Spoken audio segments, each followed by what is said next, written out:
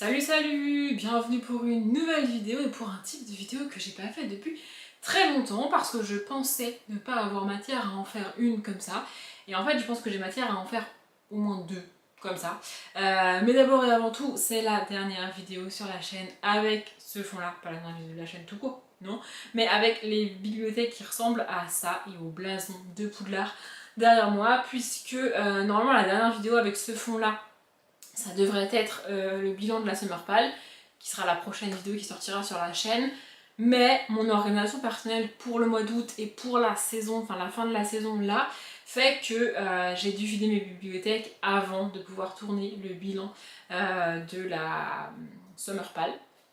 Donc vous aurez le bilan de la Summer Pal avec un autre fond et puis ensuite vous aurez la vidéo organisation pour l'automne que j'ai hâte de monter, que j'ai hâte de finir de tourner à l'heure où je vous parle, que j'ai hâte de faire vraiment et que j'ai hâte que vous voyez. J'espère que je vais réussir à faire ce que je veux, mais en tout cas c'est la dernière vidéo avec ce fond là. Logiquement vous avez déjà eu la page du mois de septembre avec un autre fond parce que c'est pareil, je vais devoir la tourner alors que ces bibliothèques seront vides, mais vous l'avez déjà eu. Bref, ça c'est voilà, juste pour vous prévenir que le fond va changer dans les prochaines vidéos. C'est tout à fait normal et c'est même prévu. Mais donc, vous l'avez vu dans cette vidéo, je vais faire un update série. C'est quoi un update série? Alors c'est pas du tout un update sur toutes les séries que je suis en train de regarder parce que sinon on y passerait des plombes. Mais en fait, depuis pas mal de temps maintenant sur la chaîne, je fais des vidéos parlant séries dans laquelle je vous présente des séries que je suis encore en train de regarder, ou que j'ai terminé, ou que j'ai abandonné. Voilà, c'est 3 séries par pardon série à chaque fois. Et du coup, il y a des séries que au moment où j'ai fait le pardon série, j'étais encore en train de regarder. Et là aujourd'hui, j'ai soit abandonné, soit fini la série entre temps. Et donc, j'aime bien faire ces updates là pour vous reparler de séries dont je vous ai déjà parlé, mais que j'ai fini depuis. Voilà, je trouve ça cool, je trouve ça chouette. Donc il y en a que j'ai fini, il y en a que j'ai terminé. J'ai ma petite liste juste là pour ne rien n'oubliez, et puis c'est parti. La première série c'est Once Upon a Time et en fait je n'ai pas avancé dedans depuis que je vous en ai parlé. Vous allez me dire dans ces cas là pourquoi je vous en reparle. Et bien parce que je n'avancerai pas dedans, parce que j'ai décidé de l'abandonner. C'est une série qui date quand même, donc dans Once Upon a Time en gros on suit les personnages des contes qu'on connaît, donc Blanche-Neige, Cendrillon, Belle, etc., etc., et puis tous les princes évidemment, mais dans le monde moderne. Ils vivent dans notre monde à nous, mais ils ont gardé quand même leurs caractéristiques de princesse ou de personnages de contes de manière plus générale. Il y a le capitaine Crochet, la méchante reine de Blanche-Neige, etc., etc. Mais ils ont chacun un rôle dans le village, enfin dans la petite ville dans laquelle ils vivent, vous voyez. Et puis un jour va débarquer notre personnage principal qui n'est pas issu des contes, mais qui a un rôle quand même à jouer là-dedans. Et donc elle va, en même temps que nous, spectateurs et spectatrices, découvrir les personnages, genre le maire de la ville, celui qui gère le café, etc. etc. Et puis leur pendant dans les contes de notre enfance, avec toute une histoire autour. Franchement c'était bien fait, j'ai trouvé ça très cool, il y a pas mal d'actions, pas mal de révélations, les personnages sont bien intégrés, tu vois bien par exemple Blanche-Neige dans le personnage qui est Blanche-Neige, mais tu vois aussi le personnage qu'elle est à la ville, qu'elle est devenue à la ville. Franchement j'avais bien aimé, j'avais trouvé ça très cool, mais j'ai lâché l'affaire. Il me restait je crois une saison à regarder, et puis je vous en ai parlé donc dans le parlant série il y a des années maintenant, et puis j'ai essayé de reprendre la série, je vais essayer de regarder la saison que j'avais déjà vue, donc l'avant-dernière saison, pour pouvoir continuer, mais j'y arrive pas, ça marche plus, ça va plus, parce que c'est plus une série actuelle, c'est quand même une série qui a un peu vieilli malgré tout, il y a des effets spéciaux et tout qui sont plus très regardables aujourd'hui, je dirais. Et ouais, j'avais plus envie de regarder ça, en fait je préférais regarder d'autres séries que m'obliger à la finir. J'étais un peu en mode il me reste qu'une saison, je pourrais la finir, mais j'en ai pas vraiment envie, donc au bout d'un moment je me suis dit c'est pas grave, je la regarderai jamais cette fin de série, et puis c'est très bien comme ça. Ensuite on a deux séries que j'ai pas abandonnées en même temps, mais qui sont dans le même univers, donc je vais vous les présenter en même temps, c'est Flash et Supergirl. Je vous avais déjà parlé de Arrow dans cet univers là, et donc Arrow c'est la première série dans l'univers des super-héros, etc. Ensuite on a Flash et ensuite on a Supergirl. Il me semble qu'il y en a une ou deux autres au milieu, mais en gros pour ces trois-là c'est dans cet ordre-là. Et donc en gros Flash et Supergirl sont des spin-offs de Arrow, c'est-à-dire que c'est dans le même univers que ça se passe, mais pas avec les mêmes personnages et pas dans les mêmes villes.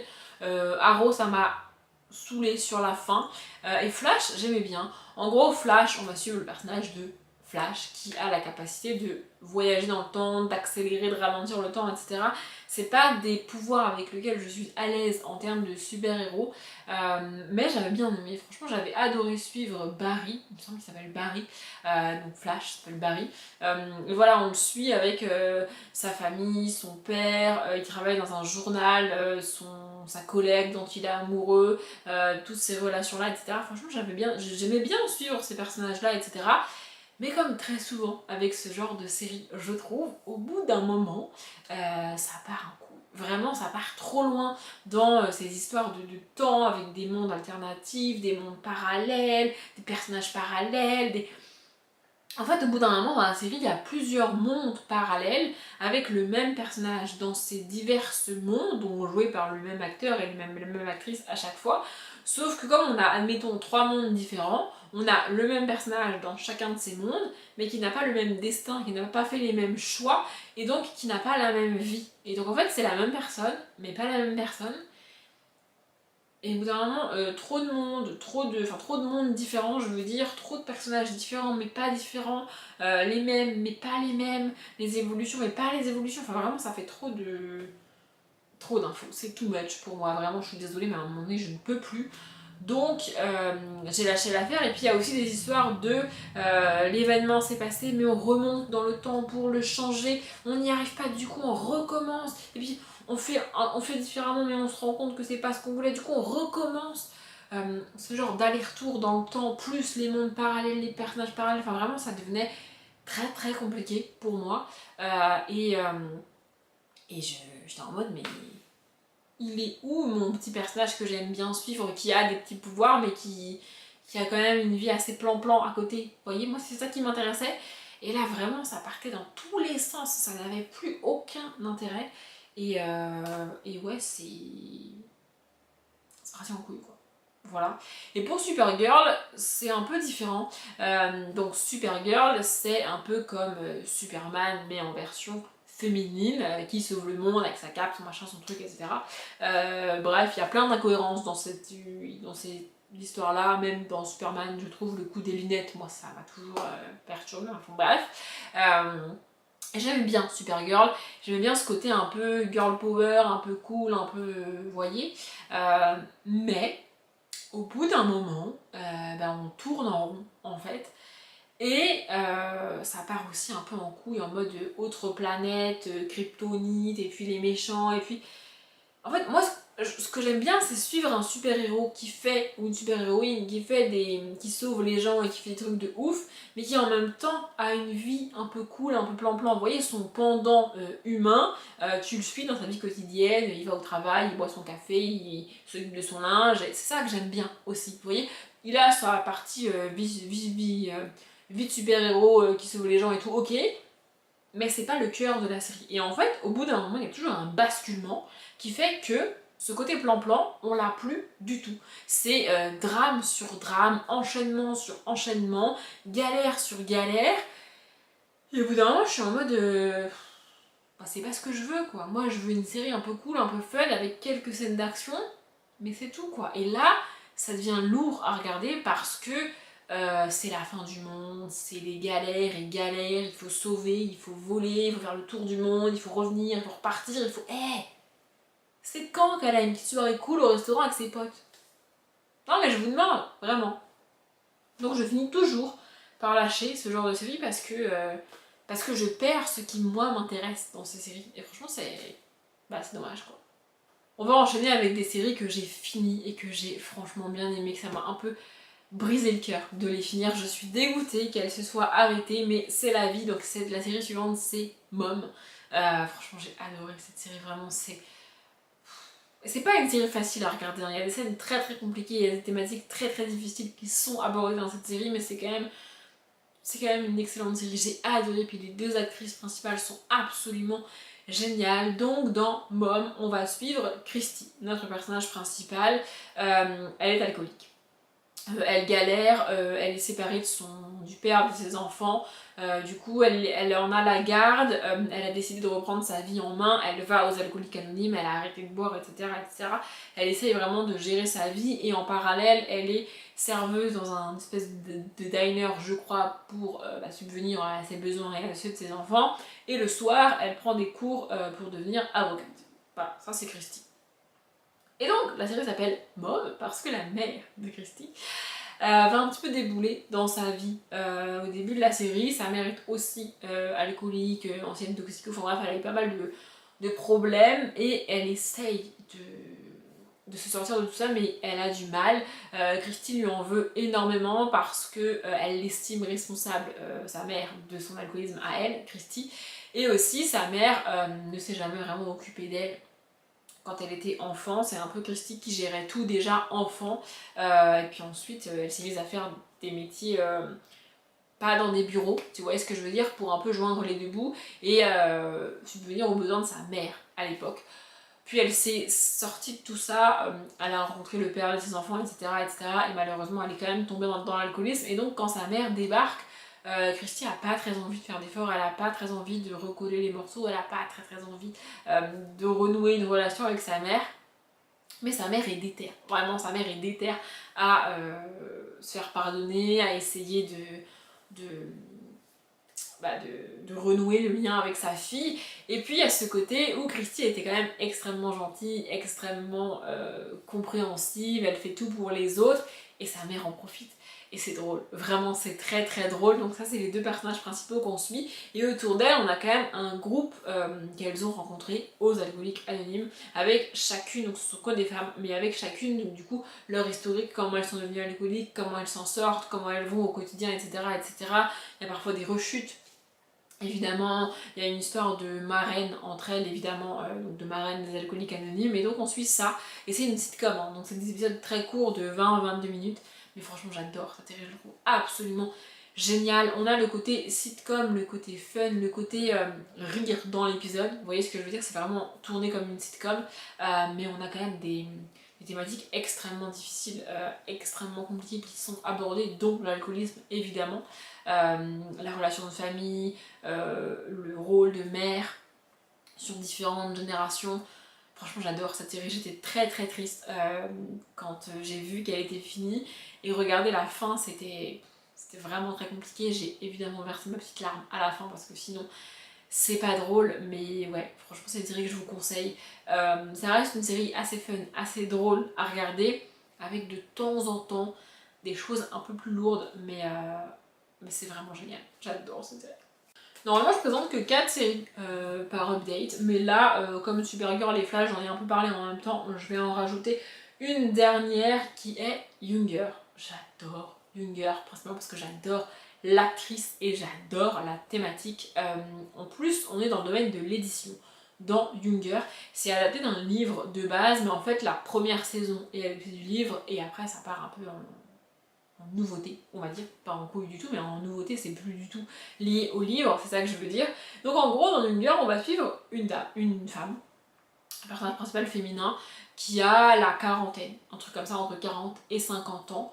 Elle a eu une fille qu'elle a élevée, elle a choisi d'arrêter de travailler pour élever sa fille, et puis, donc elle était avec son mari, pas de problème, etc., etc. Et puis ils se sont séparés, ils ont divorcé. Du coup elle se retrouve à 40-45 ans, toute seule. Elle n'a pas travaillé depuis 20 ans, sa fille est adulte et n'a plus vraiment besoin d'elle, et elle doit retravailler. Elle doit trouver un nouveau job, sauf qu'elle n'a pas travaillé depuis 20 ans. Sur son CV, elle a juste ses études et un ou deux petits jobs étudiants, mais pas plus en fait. Et comme elle a 40-45 ans, elle devrait avoir un salaire élevé, elle devrait avoir une carrière élevée, et surtout, elle se retrouve face au marché du travail en mode à expliquer qu'est-ce qu'elle a fait ces 20 dernières années. Et on lui répond, bah, vous n'avez aucune expérience, vous avez 45 ans. En fait, on ne veut pas l'engager et la former en bas de l'échelle parce qu'elle a 45 ans. Alors qu'elle, elle est ok, tu vois, elle est en mode j'ai 45 ans, d'accord, mais j'ai aucune expérience. Prenez-moi en tant qu'assistante, en bas de l'échelle, pas de problème. Mais les gens ne veulent pas parce qu'elle a 45 ans. Et puis un jour, elle va, sans faire exprès, envoyer son CV sans la date, sans sa date de naissance. Et du coup, il n'y a pas de date sur son CV, il y a juste son expérience. Et donc, elle va à l'entretien, etc., etc. Et puis, elle passe l'entretien comme ça.